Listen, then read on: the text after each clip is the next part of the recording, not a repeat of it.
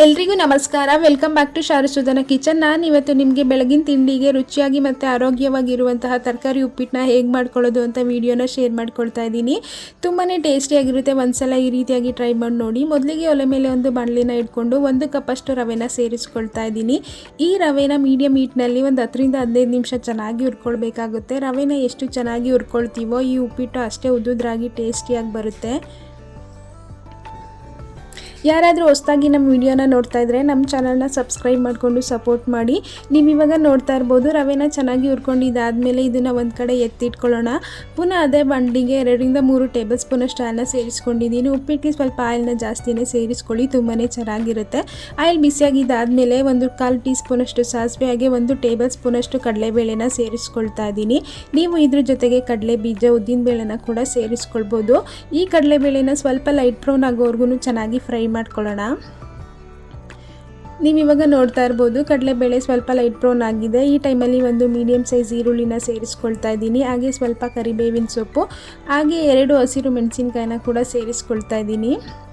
ನಿಮಗೆ ಖಾರ ಜಾಸ್ತಿ ಬೇಕು ಅನಿಸಿದ್ರೆ ಮೆಣಸಿನ್ಕಾಯಿನ ಜಾಸ್ತಿ ಸೇರಿಸ್ಕೊಳ್ಬೋದು. ಇದೆಲ್ಲನೂ 1-2 ನಿಮಿಷ ಚೆನ್ನಾಗಿ ಮಿಕ್ಸ್ ಮಾಡ್ಕೊಳ್ಳೋಣ. ಇದೆಲ್ಲ ಫ್ರೈ ಆಗಿದ್ದಾದಮೇಲೆ ನಾನು ಮೊದಲೇ 2 ಟೇಬಲ್ ಸ್ಪೂನಷ್ಟು ಕ್ಯಾರೆಟ್ ಮತ್ತು 2 ಟೇಬಲ್ ಸ್ಪೂನಷ್ಟು ಬೀನ್ಸನ್ನು ಸಪ್ರೇಟಾಗಿ ಬೇಯಿಸಿ ಇಟ್ಕೊಂಡಿದ್ದೆ. ಅದನ್ನು ಕೂಡ ಇದ್ರ ಜೊತೆಗೆ ಸೇರಿಸ್ಕೊಳ್ತಾ ಇದ್ದೀನಿ. ನೀವು ಇದ್ರ ಜೊತೆಗೆ ಬಟಾಣಿನೂ ಕೂಡ ಸೇರಿಸ್ಕೊಳ್ಬೋದು. ಈ ತರಕಾರಿಗಳನ್ನೆಲ್ಲ ಸೇರಿಸಿದ್ಮೇಲೆ 1-2 ನಿಮಿಷ ಚೆನ್ನಾಗಿ ಫ್ರೈ ಮಾಡ್ಕೊಳ್ಳೋಣ. ಈ ರೀತಿ ತರಕಾರಿಗಳನ್ನೆಲ್ಲ ಸೇರಿಸಿ ಉಪ್ಪಿಟ್ಟನ್ನ ಮಾಡ್ಕೊಳ್ಳೋದ್ರಿಂದ ನೋಡೋಕ್ಕೂ ಅಷ್ಟೇ ತುಂಬಾ ಚೆನ್ನಾಗಿರುತ್ತೆ, ತಿನ್ನೋದಕ್ಕೂ ಅಷ್ಟೇ ರುಚಿಯಾಗಿರುತ್ತೆ. ಮನೇಲಿ ಎಲ್ರಿಗೂ ಕೂಡ ತುಂಬಾ ಇಷ್ಟ ಆಗುತ್ತೆ.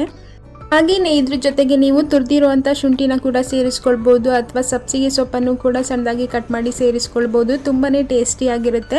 ಈ ತರಕಾರಿಗಳನ್ನೆಲ್ಲ 2-3 ನಿಮಿಷ ಚೆನ್ನಾಗಿ ಫ್ರೈ ಮಾಡ್ಕೊಂಡಿದ್ದು ಆದಮೇಲೆ ಇದ್ರ ಜೊತೆಗೆ 2.5 ಕಪ್ಪಷ್ಟು ನೀರನ್ನು ಸೇರಿಸ್ಕೊಳ್ತಾ ಇದ್ದೀನಿ. ನಾನಿಲ್ಲಿ 1 ಕಪ್ಪಷ್ಟು ರವೆನ ತಗೊಂಡಿರೋದ್ರಿಂದ 2.5 ಕಪ್ಪಷ್ಟು ನೀರನ್ನು ಸೇರಿಸ್ಕೊಳ್ತಾ ಇದ್ದೀನಿ. ನಿಮಗೆ ಉಪ್ಪಿಟ್ಟು ಸ್ವಲ್ಪ ತೆಳುವಾಗಿ ಬೇಕು ಅನಿಸಿದ್ರೆ ನೀವು ಇನ್ನೂ 1/2 ಕಪ್ಪು ನೀರನ್ನು ಜಾಸ್ತಿ ಸೇರಿಸ್ಕೊಳ್ಳಿ. ಹಾಗೆ ರುಚಿಗೆ ತಕ್ಕಷ್ಟು ಉಪ್ಪನ್ನು ಕೂಡ ಸೇರಿಸ್ಕೊಂಡು ಒಂದ್ಸಲ ಚೆನ್ನಾಗಿ ಮಿಕ್ಸ್ ಮಾಡ್ಕೊಳ್ಳೋಣ. ಮಿಕ್ಸ್ ಮಾಡ್ಕೊಂಡಿದ್ದಾದಮೇಲೆ ಇದನ್ನು ಚೆನ್ನಾಗಿ ಕುದಿಯೋದಕ್ಕೆ ಬಿಡೋಣ. ನೀವು ಇವಾಗ ನೋಡ್ತಾ ಇರ್ಬೋದು ವಾಟರ್ ಎಲ್ಲ ತುಂಬಾ ಚೆನ್ನಾಗಿ ಬಾಯ್ಲ್ ಆಗೋದಕ್ಕೆ ಶುರುವಾಗ್ತಾ ಇದೆ. ಈ ಟೈಮಲ್ಲಿ ನಾವು ಮೊದಲೇ ಹುರಿದು ಎತ್ತಿಟ್ಕೊಂಡಿರುವಂತಹ ರವೆನ ನಿಧಾನವಾಗಿ ಈ ರೀತಿ ಸೇರಿಸ್ಕೊಳ್ತಾ ಚೆನ್ನಾಗಿ ಮಿಕ್ಸ್ ಮಾಡ್ಕೊಳ್ಬೇಕಾಗುತ್ತೆ. ಈ ರೀತಿ ಎಲ್ಲ ಮಿಕ್ಸ್ ಮಾಡ್ಕೊಂಡಿದ್ದಾದಮೇಲೆ ಇದ್ರ ಜೊತೆಗೆ ಸಣ್ಣದಾಗಿ ಕಟ್ ಮಾಡ್ಕೊಂಡಿರುವಂಥ ಕೊತ್ತಂಬರಿ ಸೊಪ್ಪನ್ನು ಕೂಡ ಸೇರಿಸ್ಕೊಂಡು ಒಂದ್ಸಲ ಚೆನ್ನಾಗಿ ಮಿಕ್ಸ್ ಮಾಡ್ಕೊಳ್ತಾ ಇದ್ದೀನಿ.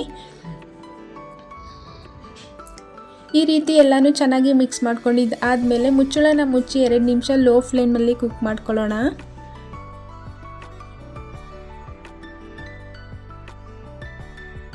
ಈಗ 2 ನಿಮಿಷ ಆಗಿದೆ, ಓಪನ್ ಮಾಡಿ ನೋಡೋಣ. ನೀವು ನೋಡ್ತಾ ಇರ್ಬೋದು ಉಪ್ಪಿಟ್ಟು ತುಂಬಾ ಚೆನ್ನಾಗಿ ರೆಡಿಯಾಗಿದೆ. ನೋಡಿದ್ರೇ ತಿನ್ನಬೇಕು ಅನ್ನಿಸ್ತಾ ಇದೆ ಅಲ್ವಾ? ನೀವು ಒಂದ್ಸಲ ಮನೇಲಿ ಈ ರೆಸಿಪಿನ ಟ್ರೈ ಮಾಡಿ ಬಿಸಿ ಬಿಸಿಯಾಗಿ ತಿಂದು ಟೇಸ್ಟ್ ಹೇಗಿತ್ತು ಅಂತ ಕಮೆಂಟ್ನಲ್ಲಿ ತಿಳಿಸೋದನ್ನು ಮರಿಬೇಡಿ. ಈ simple and healthy uppittu recipe video ನಿಮಗೆ ಸ್ವಲ್ಪನಾದರೂ ಇಷ್ಟ ಆಗಿದ್ದರೆ ಲೈಕ್ ಮಾಡಿ, ಶೇರ್ ಮಾಡಿ, ಕಮೆಂಟ್ ಮಾಡಿ. ನಮ್ಮ ಚಾನಲ್ನ ಸಬ್ಸ್ಕ್ರೈಬ್ ಮಾಡಿಕೊಂಡು ಸಪೋರ್ಟ್ ಮಾಡಿ. ಮತ್ತೆ ಮುಂದಿನ ವಿಡಿಯೋದಲ್ಲಿ ಸಿಗ್ತೀನಿ. Thanks for watching.